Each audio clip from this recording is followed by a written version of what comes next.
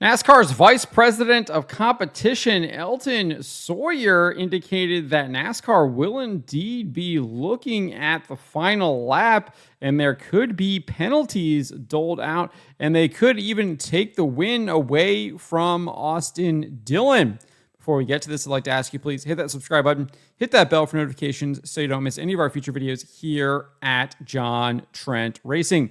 Here is the finish between Austin Dillon, Joey Logano, and Denny Hamlin that saw Austin Dillon claim the win. This was part of NASCAR overtime. Joey Logano was able to beat Austin Dillon on the restart, jump out into the lead. But then coming to the final turn, Dillon drove it in deep, hits Logano in the rear end, and then comes down and hooks Denny Hamlin, sending him into the outside wall. With the caution coming out, Dillon would be declared the winner at the time of the race concluding. Here's what it looks like. You can see here, Logano dives it in. Dillon drives it in harder, hits him, spins him out, clips Hamlin, and takes home the win, crossing the start-finish line first there. So this is what Elton Sawyer had to say to NASCAR. And then we'll get to what he had to say to the rest of the media. So let's take a listen to this. What did NASCAR see from the 3, the 11, and the 22? Yeah, you talk about crossing the line, and I would say that, looking at that, we were right up against the line. We're going to go back. We're going to look at all the video. We're going to listen to the audio. We're going to gather all the information. We want to make the right decision. Obviously it's the last lap. Our sport has been... our DNA has been for years to be aggressive, but we just got to make sure that we're doing that in the right way. And we'll download this, we'll look at it, and make sure that going forward, everybody has an understanding of how we're going to race. And if we see something that rises to a level, then for sure we'll penalize. What did NASCAR see from the 3, the 11, and the 20? So there you go, obviously saying that they will indeed be reviewing what happened on the last lap between Austin Dillon, Joey Logano, and Denny Hamlin, and we'll see if they see anything, and they will issue penalties if they deem it to be necessary. I do find it interesting that he says that this will determine how they look at how they want the Cup drivers to be racing moving forward. Will it be no holds bar? You just wreck anyone you want to claim the victory, or will they actually try to race where you actually have to maybe move people out of the way, push them up, do a bump and run, maybe a couple of, the aero blocking stuff and taking the air off people? Are we going to be getting back to racing, or is it just going to be a demolition derby? So here is some more footage where he was made available to the rest of the media. This is from Peter Strada. Let's take a listen here. Join the NASCAR media. From your perspective, what did you see out there? Are you talking about the last lap? I'm talking about Austin Dillon and what he had to do to win. Yeah, I thought the last lap. That's something that our sport has been a contact sport for a long time. We always hear, where's the line? And did someone cross the line? They would say that the last lap was awful close to the line. We're taking a look at all the available resources, the audio, the video, the spotters. We're listening to crew chiefs and drivers, and anything rises to a level that we feel like we need to penalize, and we'll do that on Tuesday. In the past, NASCAR has teams that pull to the right rear like that. NASCAR penalized in a situation that looked like that. What was NASCAR's position? Yeah, I would say we'll look at all the available resources, the audio, the video, the sensing data, as you normally do on a situation like this, and make a determination on Tuesday. Could the severity take the win away, or Historically- take the playoff away, or is it jumping points? Historically, that hasn't been our DNA to take races away, but that's not to say that going forward this wouldn't start to set a precedent that we have to look at it. So I think that was a pretty strong comment right there when he was asked by, I think that was NASCAR Fox insider Bob Pockrass was asking him if he would take the win away. And he says, you have to look at it. We haven't really done that, but we could set the precedent here. I do think that is some strong words that they might be deeply considering penalizing Austin Dillon already.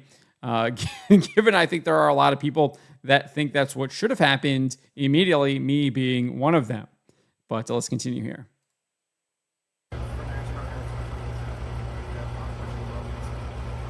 I thought we had a great race tonight. I really did. I thought from start to finish, to take the option tire, was really positive things that came out of the race. And then you had the last lap situation there. And again, it's as I said earlier, it's a contact sport. We want our drivers to race hard. And but if we feel like maybe if we're getting to a point in time where that would have had our eyes crossed the line. Like I say, we'll look at all the data and discuss next week to see if anything else is at a higher level that we can do. Is it unfortunate that your experiment with the tires has been just so overshadowed by this incident? Well, as I said earlier, I think the hats off to Goodyear and all the folks in Akron. Their team has done a phenomenal job with the option tire, and I thought we learned a lot today. A lot of really good strategy with it. If you look at what the 99 to 34 did early, I mean, they kind of saved their races. So I thought there was a lot of positive there. But we'll debrief on that topic as well with Goodyear and our competitors and see how we move forward. Is it safe? We'll take. We don't want to make a split-second decision and get it wrong. So we want to make sure we go back and we'll look at everything that happened on the last lap and post-race and see if any penalties need to be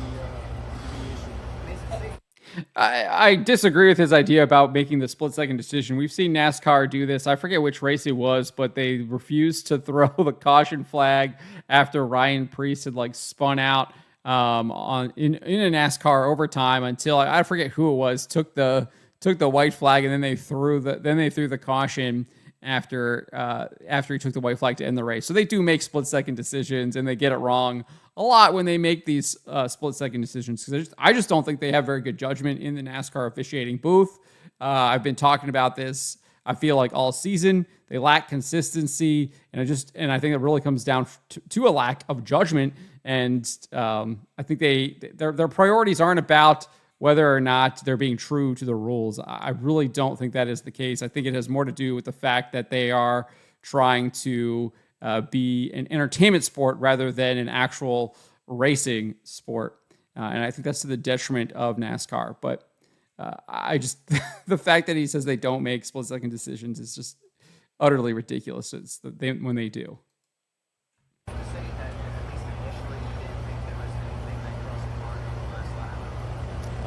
It happened fast, but I would say if you look at that, that's in my view, that's getting right up really close to crossing the line. Elton, we saw Dale Earnhardt win a lot of races this way. We even saw him spin Greg Sacks one time to get a caution so he could get a lap back.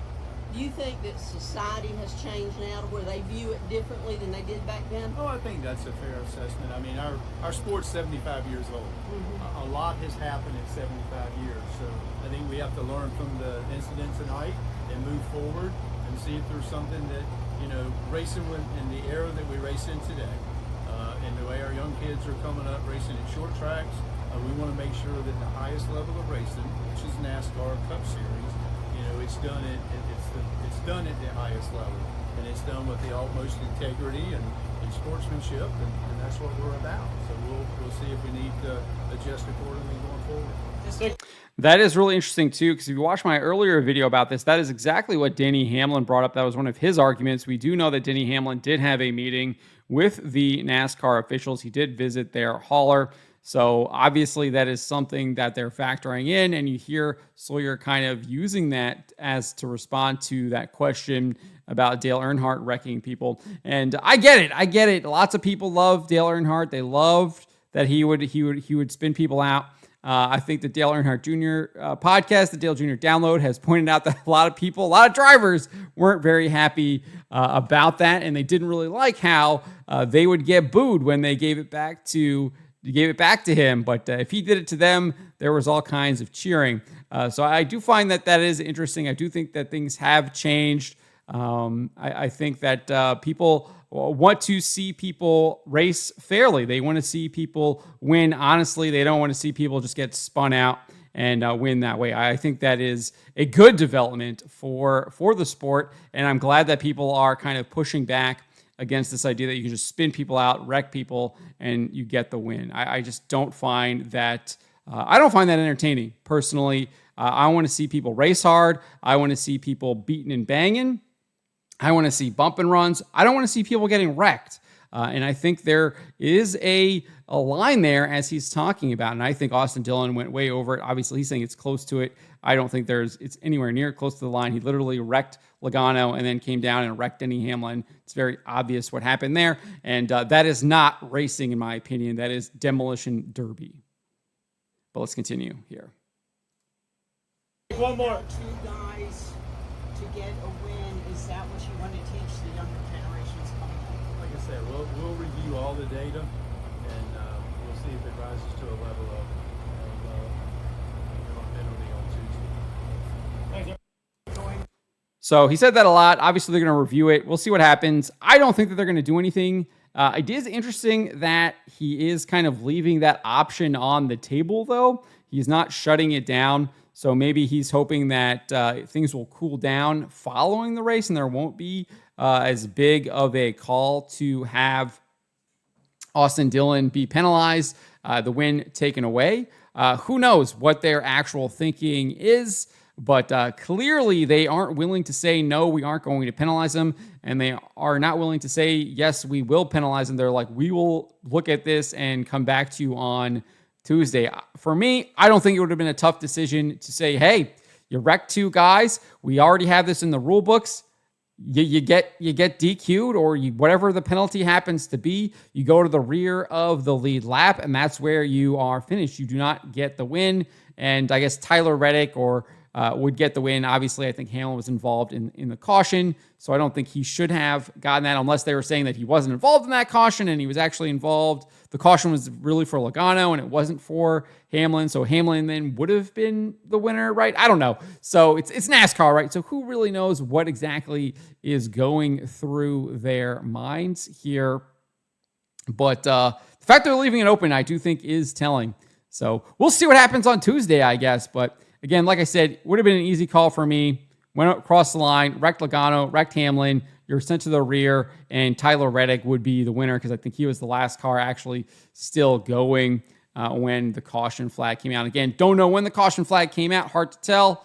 Maybe it came out before when Hamlin was in the lead. I don't think so. That was really quick. They probably didn't get it in time. So I would think it was after Hamlin was wrecked. So I think Tyler Reddick would have been the one in second place at that time behind Austin Dillon. But if you penalize Dillon, put him to the rear of the lead lap, then Tyler Reddick would have won the race. And I think that would be the right call to make. We saw something similar in the Cars Tour just 2 weeks ago, where Ryan Millington was penalized, sent to the rear of the lead lap after he spun out Connor Hall in the last turn of the race at Hickory. Connor Hall also was penalized, I think, unofficially to, I don't know if they've fully released the results on that. I think they probably have.